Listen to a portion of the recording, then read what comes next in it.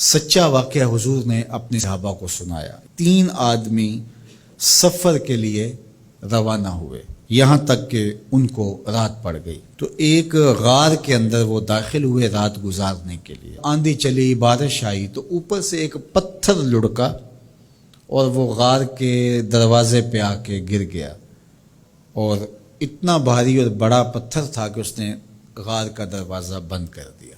انہوں نے آپس میں بات کی اور کہا، تم اس غار میں پھنس گئے ہو، اب یہاں سے نکل نہیں سکتے مگر یہ کہ تمہارے وہ عمل جو محض اللہ کی رضا کے لیے تم نے کیے ہیں، ان اعمال کا وسیلہ دے کے اللہ سے دعا مانگو۔ ان میں سے ایک آدمی نے کہا، اللہ میرے ماں باپ بوڑھے تھے، اور میں جب بھی بکریاں چرا کر کے آتا تو میں دودھ دو کر کے سب سے پہلے اپنی ماں کو اور اپنے باپ کو پیش کرتا۔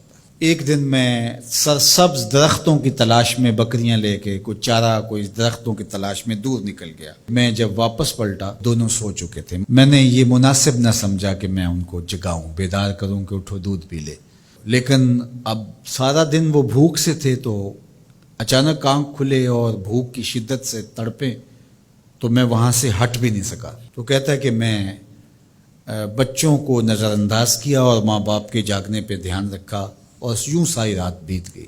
میرے ماں باپ فجر کے وقت جب اٹھے، وہ دودھ ان کو پیش کیا۔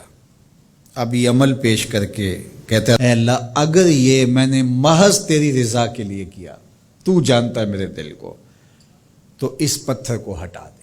تو پتھر تھوڑا سا سرک گیا، لیکن اتنا نہیں تھا کہ وہاں سے یہ باہر نکل سکے۔ اب دوسرے کی باری آئی، اس نے کہا، اے اللہ میرے چچا کی ایک بیٹی تھی جو مجھے بہت زیادہ محبوب تھی، مرد عورت کے ساتھ جتنی محبت کرتا ہے اس طرح میرا اس کی طرف رجحان قلب تھا، تو میں نے اس کو اپنی خواہش کی تکمیل کے لیے کئی بار کہا، لیکن اس نے کہا کہ یہ نہیں ہو سکتا۔ اور پھر ایک دن حالات نے اس کو مجبور کر دیا، فاقہ زدہ حالات ہو گئے، غربت آ گئی، تو اس نے مجھ سے اپنی حاجت طلب کی، تو میں نے اس کو 120 دینار دیے، لیکن اس شرط پہ کہ تم اپنا جسم میرے سپرد کرو گی۔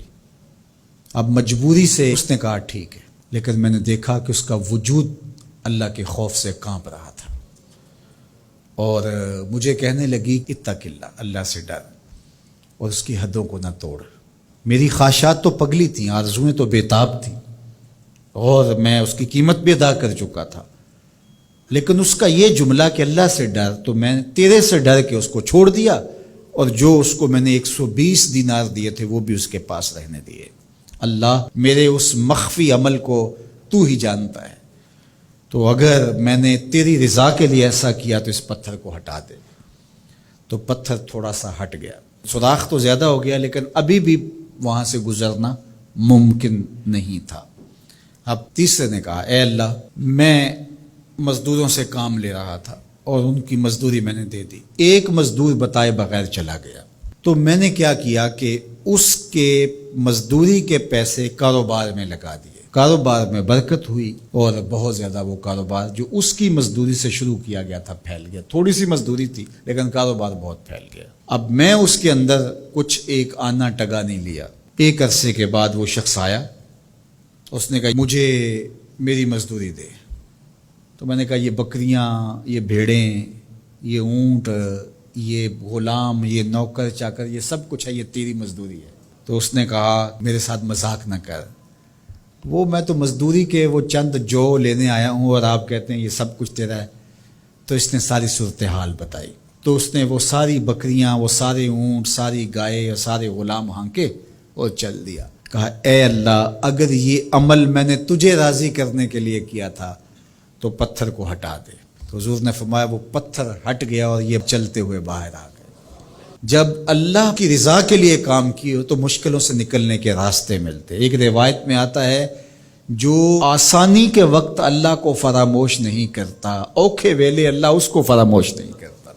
ہم تو کسی مصیبت میں پھنسے تو چالاکیاں کرتے ہیں، کوئی چالاکی، کوئی مکر کہ اس سے نکلیں، تو مصیبت میں پھنسیں تو دعا کے لیے ہاتھ پھیلا لیں اور اچھے اعمال کا اللہ کی بارگاہ میں وسیلہ پیش کریں. تو زندگی میں ایسا ذخیرہ اعمال کا جمع کرو کہ جب مشکل بنے تو ان اعمال کا وسیلہ پیش کر کے مشکلات سے نکلنے کا راستہ ملے.